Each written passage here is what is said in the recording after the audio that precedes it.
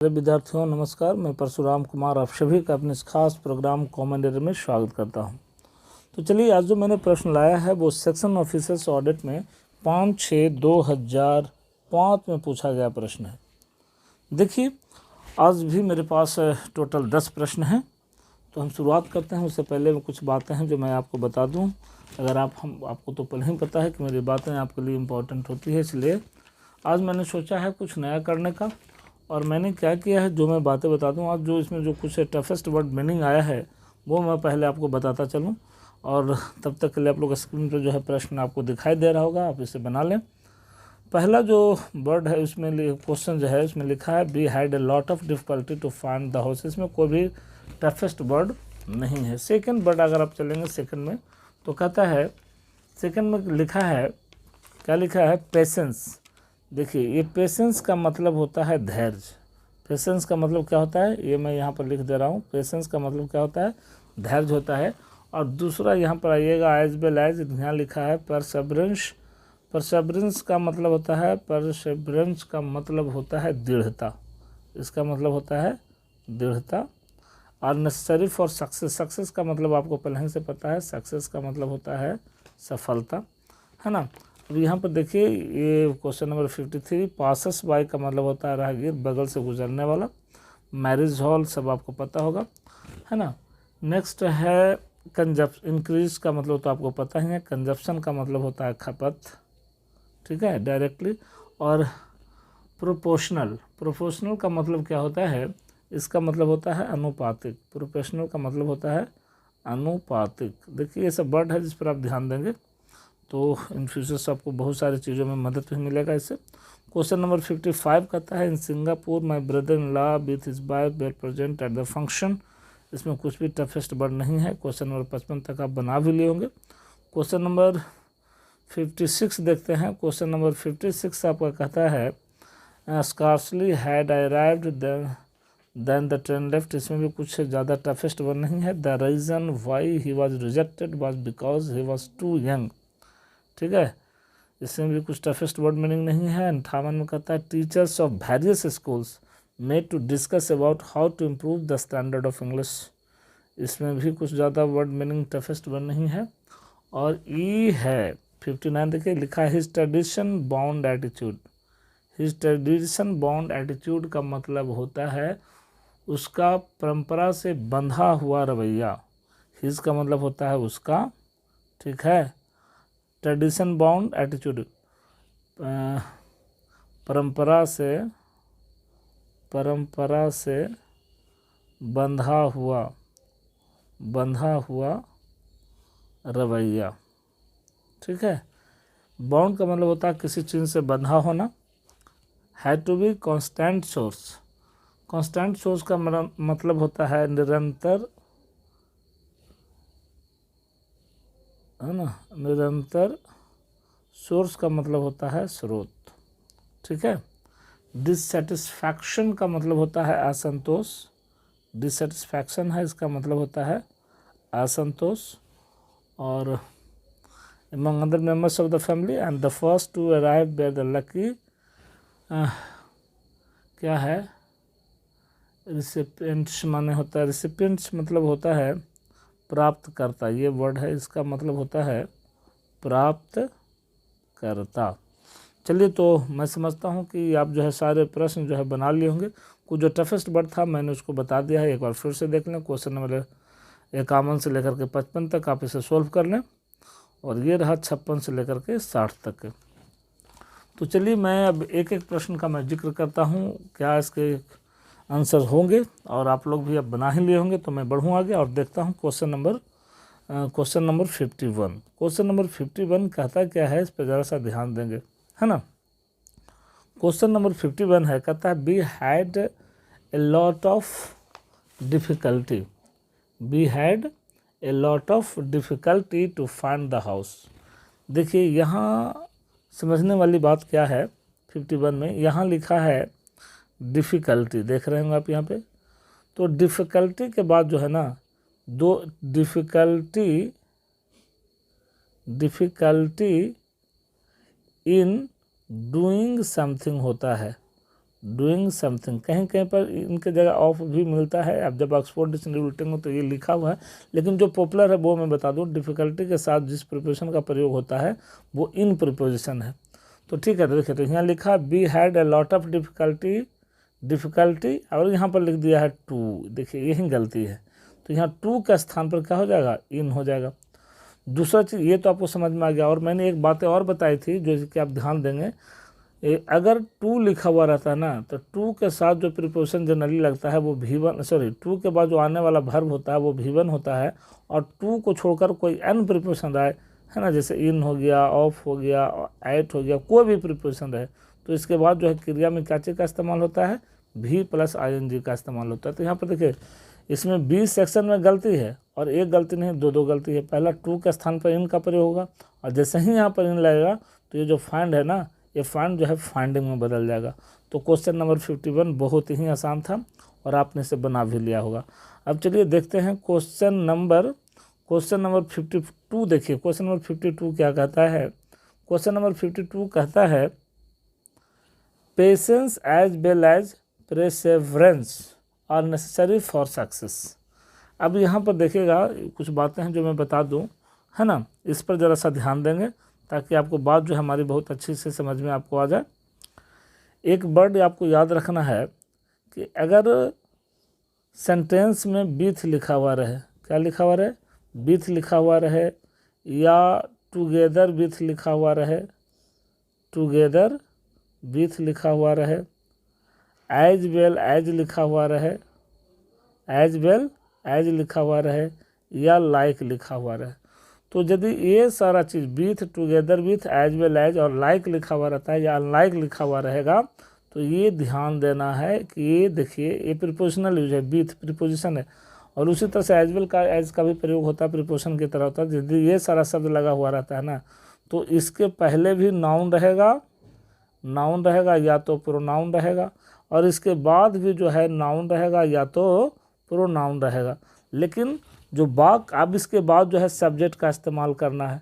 तो याद रखना है कि अगर ये दोनों पट्टी नाउन या प्रोनाउन है इस तरफ, या और इस बीच में जो with, together with, as well as या लाइक लिखा हुआ रहता है, तो जो वर्ब होता है ना वो किसके अनुसार होता है, ये जो प्रीपोजिशन है with, together with, as well as और लाइक के पहले वाले के अनुसार होता है। यानी यहाँ पर अगर नाउन जो है अगर सिंगुलर दिया हुआ रहेगा तो इसी के अनुसार जो है यहाँ पर वर्ब भी क्या हो जाएगा, सिंगुलर हो जाएगा।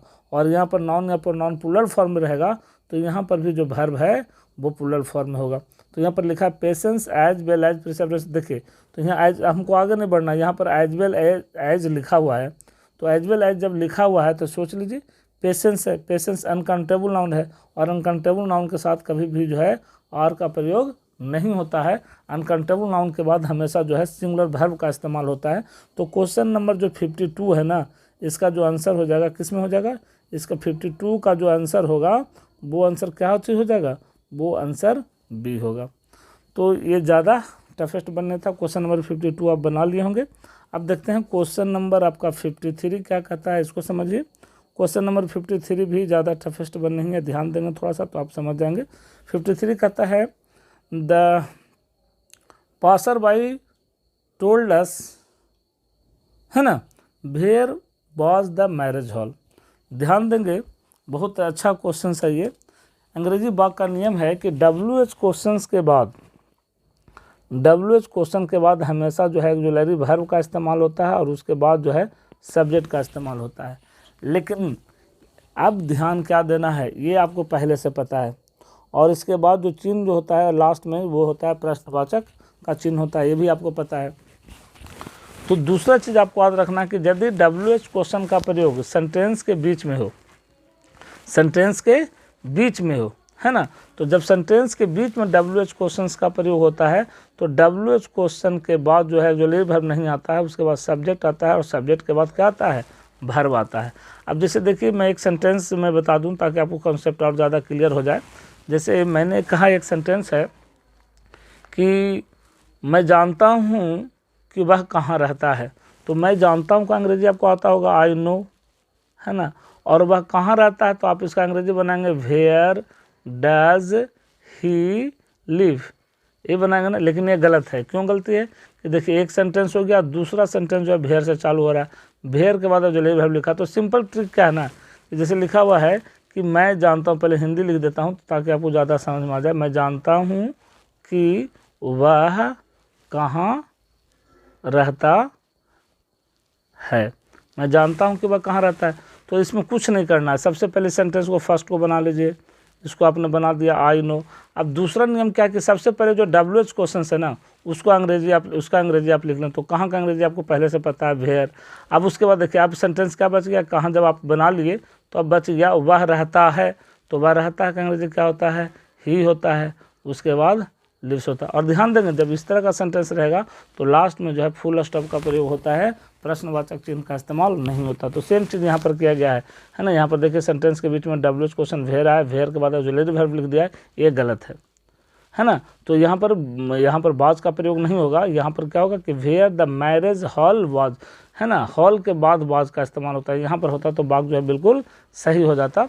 तो 53 का इस तरह से यदि आप आंसर देखते हैं ना तो मेरे समझ से 53 का आंसर जो है क्या होगा, बी होगा। ये बहुत इंटेबल पॉइंट है, इस पर बहुत ध्यान देंगे क्योंकि इसमें लड़का जनरली जो है गलती कर बैठता है। सबको दिमाग में बैठा हुआ रहता है कि WH क्वेश्चन के बाद ऑक्सिलरी वर्ब है। अब कब ऑक्सिलरी वर्ब नहीं होगा तो ये ध्यान देना है। सबसे पहले यदि फुल स्टॉप लगा हुआ है, अब फुल स्टॉप लगने के बाद डबल सेंटेंस रहे और डबल सेंटेंस के बीच में जो है WH क्वेश्चन आता हो तो वहाँ पर जो है WH क्वेश्चन के बाद सब्जेक्ट का इस्तेमाल होता है। हाँ, दूसरी बात और, WH क्वेश्चन जितने भी है ना उसका हिंदी दो चीज़ से होता है। WH क्वेश्चन का हिंदी कितना तरीके से होता है, दो तरह से होता है। कोई भी WH क्वेश्चन यदि लिखा हुआ है तो इसका हिंदी दो तरीके से, एक तो कैर निकलता है और दूसरा जर निकलता है। अगर मान लिया जाए, ध्यान देंगे, अगर ऑक्सिलरी वर्ब WH क्वेश्चन के बाद आ रहा है तो कैसे निकलेगा, और यदि WH क्वेश्चन के बाद सब्जेक्ट आ रहा है तब इसका हिंदी जैसे ऑक्सिलरी वर्ब आएगा तब कैसे। जैसे लिखा है कि वह कहाँ रहता है ना, तो देखिए वेयर, देखिए या इस तरह से समझिए क्या, तुम कहाँ जा रहे हो तो वेयर आर यू गोइंग हो गया, वेयर आर यू गोइंग। लेकिन अगर ये देखिए यहाँ WH क्वेश्चन के बाद ऑक्सिलरी वर्ब आया, लेकिन अगर ये लिखा हुआ रहेगा कि जहाँ तुम जा रहे हो, जहाँ तुम जा रहे हो, तब अब इसका यदि आप ट्रांसलेशन बनाएंगे तो ये हो जाएगा वेयर यू आर गोइंग हो जाएगा। तो मैं समझ रहा हूँ कि ये कॉन्सेप्ट आपको बहुत अच्छी तरह से समझ में आ गया होगा। तो यहाँ पर जो वेयर के बाद बात किया है वो गलत है ना, क्योंकि सेंटेंस के बीच में यदि WH क्वेश्चन आता है तो उसके बाद ऑक्सिलरी वर्ब का इस्तेमाल नहीं होता है। तो चलिए मैं इसको क्लीन कर देता हूँ। आपने अगर इसे लिख लिया है तो इसको लिख लीजिए ताकि आपको समझने में कुछ ज़्यादा आसान हो जाए। अब देखिए क्वेश्चन नंबर 54, क्वेश्चन नंबर 54 क्या कहता है। 54 भी ज़्यादा टफेस्ट वन नहीं है, 54 भी जो है आसान ही क्वेश्चन है। चलिए मैं इसको सोल्व करने का प्रयास करता हूँ, आप लोग इसको देखिए, बनाइए क्या कह रहा है question. The increase in consumption is directly proportional to the increase in income. देखिए सबसे पहला चीज़ ध्यान देना है क्या इसमें सबसे पहला चीज़ आपको यहाँ पर आया है, प्रीपोजिशन आया, इन आया है। जब इन प्रीपोजिशन है तो आप ध्यान क्या देंगे कि इस प्रीपोजिशन के पहले जो सब्जेक्ट आया है इसी के अनुसार जो है वर्ब का इस्तेमाल होगा। यहाँ पर इंक्रीज लिखा हुआ है तब समझिए जब यहाँ पर इंक्रीज है यानी ये सिंगुलर है तो इसके साथ सिंगुलर वर्ब का इस्तेमाल होगा, यानी इंक्रीज के लिए यहाँ पर इज का इस्तेमाल हुआ है जो बिल्कुल ही बात क्या है, सही है, यहाँ पर कोई गलत नहीं है। Directly proportional to the increase in income, increase के साथ इन प्रीपोजिशन का इस्तेमाल होता है, ये भी सही है। यानी मेरे समझ से 54 जो क्वेश्चन नंबर है 54 में किसी भी तरह का एरर नहीं है, यानी 54 का जो आंसर होगा वो आंसर कौन सा हो जाएगा, डी हो जाएगा। क्वेश्चन नंबर 55 देखेंगे। क्वेश्चन नंबर 55 भी ज़्यादा टफेस्ट वन नहीं है। क्वेश्चन नंबर 55 क्या कहता है कि in Singapore my brother in law with his by were present and the function. अब देखिए क्या क्वेश्चन है, ये भी क्वेश्चन बहुत मज़ेदार क्वेश्चन है। यहाँ पर देखिए अभी मैंने कुछ देर पहले बताया था, सेम क्वेश्चन यहाँ पर इस्तेमाल हो रहा है ना। इसको आप बार बार मैं बता रहा हूँ, एकदम याद रखिए इसको। यदि याद रखेंगे तो आपको बहुत मदद मिलेगा। मैंने अभी आपको बताया था कि यदि सेंटेंस में विथ आ जाए, है ना, विथ के साथ टुगेदर विथ आ जाए, ठीक है, टुगेदर विथ के बाद एज वेल एज आ जाए, एज वेल एज के बाद लाइक आ जाए या अनलाइक आ जाए, और इस साइड भी नाउन हो और इस साइड भी नाउन या प्रोनाउन हो, इस साइड भी नाउन या प्रोनाउन हो, तो और इसके बाद वर्ब का यदि इस्तेमाल करना हो तो ये जो शुरू में नाउन या प्रोनाउन है इसी के अनुसार जो है यहाँ पर वर्ब का इस्तेमाल होता है। अभी यहाँ पर देखिए विथ लिखा है और विथ के पहले यहाँ लिखा है ब्रदर इन लॉ लिखा है, तो ब्रदर इन लॉ जो है सिंगुलर है, और जब ये यहाँ पर जब सिंगुलर है तो इसके अनुसार यदि भैरव का इस्तेमाल यहाँ पर करेंगे तो देखिए ये बेयर का इस्तेमाल कर दिया है, जो बिल्कुल ही गलत है। यहाँ पर बेयर का इस्तेमाल नहीं होगा। अगर बेयर के स्थान पर बाज लिखा हुआ रहता ना तो बाग जो है बिल्कुल क्या हो जाता, सही हो जाता। तो इस तरह से यदि आप देखते हैं क्वेश्चन नंबर 55, तो इसका जो सही आंसर होगा वो कौन सा होगा, इसका जो सही आंसर होगा वो मेरे समझ से सी होगा, है ना। सी जो है इसका राइट आंसर है। अब चलते हैं क्वेश्चन नंबर 56 की ओर, देखते हैं 56 क्या कहता है। देखिए 56 भी मैंने कुछ दिन पहले आपको बताया था, अगर याद होगा तो बहुत अच्छी बात है ना। क्या है वो बातें, मैं फिर से एक बार रिवीजन कर देता हूँ। देखिए एक वर्ड मैंने यहाँ पर लिखा है, क्या है वो वर्ड है स्कार्सली।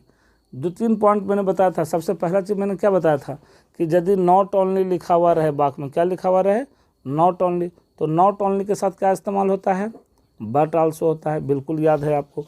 इसके बाद जो मैंने बताया था कि आइदर लिखा हुआ रहता है तो आइदर के साथ क्या लगता है भाई, तो और लगता है। नाइदर अगर लिखा हुआ रहेगा तब क्या लगता है, नॉर लगता है नाइदर के साथ। अब ध्यान देंगे दूसरा पॉइंट, अगर हार्डली लिखा हुआ रहे, HARDLY, हार्डली लिखा हुआ रहता है ना, तो इसके साथ क्या चीज़ का इस्तेमाल होता है जी, हार्डली के साथ, हार्डली के साथ जो है भेन का इस्तेमाल होता है।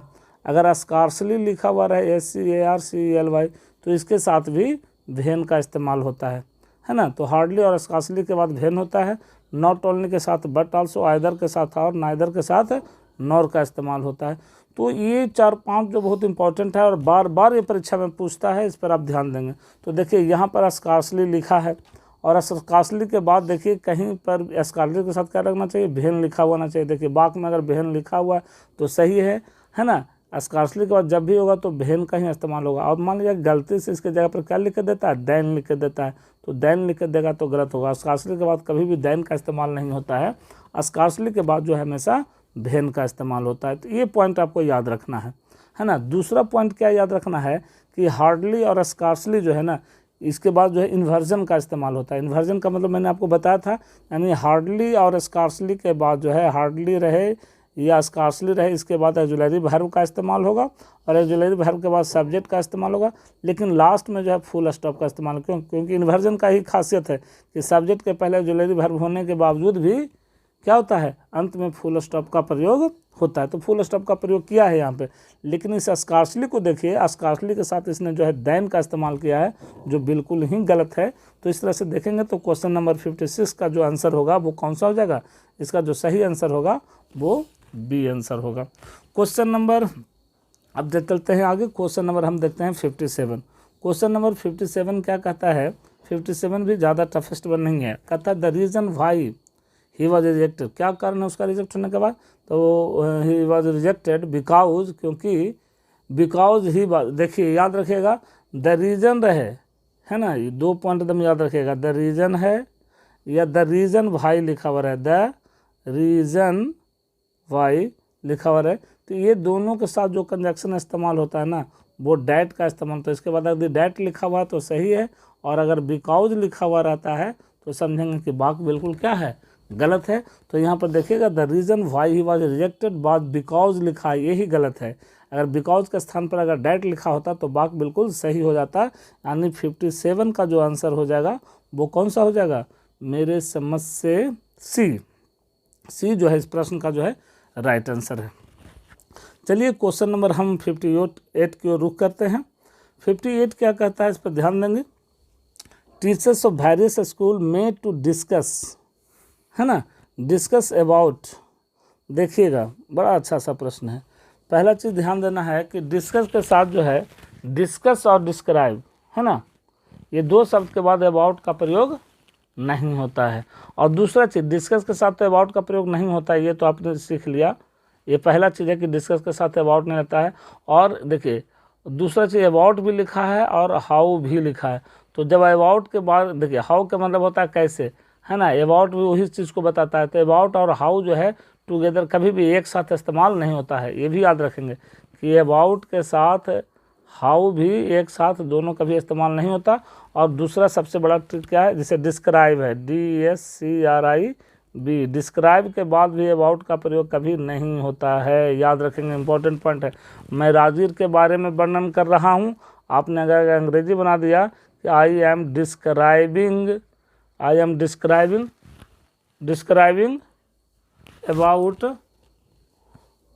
Rajgir, I am describing about Rajgir. देखिए डिस्क्राइब के बाद मैंने अबाउट लिखा है ना, ये बिल्कुल गलत है। तो डिस्क्राइब वर्ड है और डिस्कस, ये दोनों के बाद अबाउट प्रीपोजिशन का प्रयोग नहीं होता है। तो यहाँ पर देखिए इसने क्या किया है कि teachers of various school met to discuss about लिखा है। यहाँ पर जो अबाउट लिखा हुआ ये सुपरफ्लुअस यूज है, यहाँ पर इसके इस्तेमाल नहीं होगी। बाकी how to improve the standard of English, this was the totally right sentence, है ना। तो 58 का जो है सही आंसर होगा वो कौन सा हो जाएगा, 58 का जो सही आंसर होगा, सॉरी सी नहीं, 58 का आंसर क्या होगा, वो जो है बी आंसर होगा। एकदम याद रखेंगे, 58 का आंसर क्या होगा, बी होगा। अब जो है क्वेश्चन नंबर सेकंड लास्ट देखेंगे।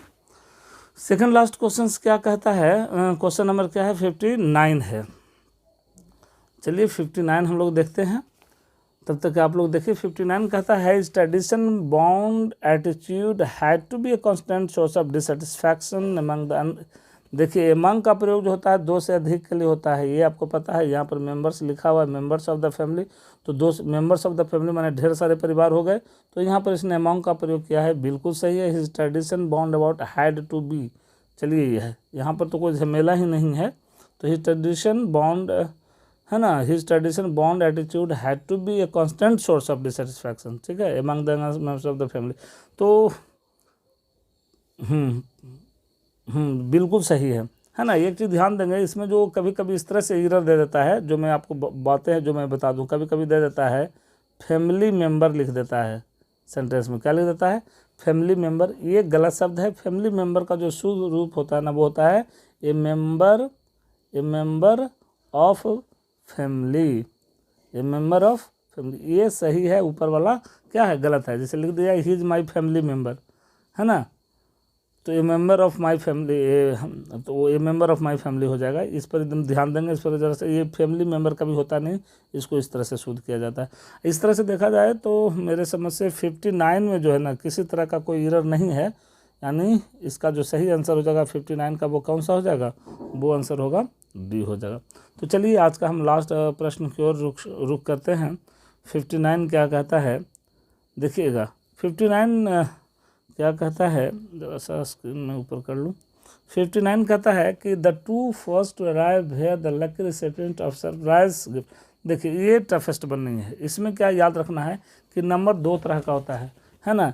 एक नंबर होता है आपका ऑर्डिनल नंबर होता है, ठीक है, एक नंबर कौन सा होता है, ऑर्डिनल होता है, और दूसरा जो होता है कार्डिनल होता है। ये दो तरह के नंबर होते हैं। अब ऑर्डिनल नंबर, जैसे मान लिया कि ऑर्डिनल नंबर किसको कहते हैं, जैसे देखिए इसको हमने कार्डिनल पहले समझे, कार्डिनल कहते हैं 1 को, कार्डिनल क्या होता है 1। अब जब 1 को हम चेंज करेंगे किस चीज़ में, ऑर्डिनल में जब चेंज करेंगे तो 1 क्या हो जाता है, ये हो जाता है फर्स्ट। अगर यहाँ लिखा हुआ ऑर्डिनल में लिखा है, सॉरी कार्डिनल में लिखा हुआ है 2, तब जब इसको ऑर्डिनल में चेंज करेंगे तो ये हो जाता है सेकंड। यहाँ लिखा हुआ है 3, THREE, जब इसको ऑर्डिनल में चेंज करेंगे तो हो जाएगा थर्ड। अब इसको यहाँ पर लिखा हुआ है 4, अब इसको ऑर्डिनल में चेंज करेंगे तो ये हो जाएगा फोर्थ। ये समझ रहे ना, हिंदी भी चेंज होता है। 1 का मतलब एक, फर्स्ट का मतलब पहला, 2 का मतलब दो, सेकंड का मतलब दूसरा, यानी क्रम का जब बोध कराएगा, है ना, पहला दूसरा तीसरा चौथा पाँचवा, तो इसको कहते हैं ऑर्डिनल नंबर। और 1 2 3 4 5 6 जो सिंपल नंबर है, इसको हम कहते हैं कार्डिनल नंबर। तो ध्यान क्या देना है यहाँ पे कि जब दोनों नंबर का प्रयोग हुआ रहे, ऑर्डिनल भी और कार्डिनल भी प्रयोग हुआ रहे, जब दोनों नंबर का इस्तेमाल हुआ रहता है, तो इसमें याद रखना है, क्या याद रखना है कि सबसे पहले जो है ना बाबू ऑर्डिनल नंबर आता है। पहले कौन सा नंबर आता है, ऑर्डिनल नंबर का इस्तेमाल होता है। जो ऑर्डिनल नंबर का इस्तेमाल सबसे पहले होता है, और ऑर्डिनल के बाद क्या होता है, कार्डिनल नंबर का इस्तेमाल। तो ऑर्डिनल प्लस कार्डिनल होता है, याद रखेंगे पहले, यानी सिंपली याद रखना कार्डिनल, है ना। आप लोग साइंस पढ़ेंगे तो आपको करंट के बारे में पढ़ेंगे, ओसी करंट होता है, ऑसिलेटरी करंट होता है, तो बस ओसी याद रखेगा, ऑसिलेटरी करंट, है ना। तो ऑसिलेटरी करंट मतलब ओ और सी, पहले ओ होगा तब सी होगा। अब यहाँ पर देखिए 2 कौन सा नंबर है, देखिए 2 जो है कार्डिनल है, और फर्स्ट क्या है, ऑर्डिनल है। और यूज़ कैसे करना है, तो सबसे पहले ऑर्डिनल यूज़ करना है। तो ऑर्डिनल को यूज़ करने के लिए हमें क्या करना होगा, फर्स्ट को इधर ले आइए, द टू फर्स्ट है ना, तो इसका जो शुद्ध रूप होगा वो क्या चीज़ हो जाएगा, द फर्स्ट टू अगर लिख देंगे तो वाक्य बिल्कुल जो है क्या हो जाएगा, सही हो जाएगा।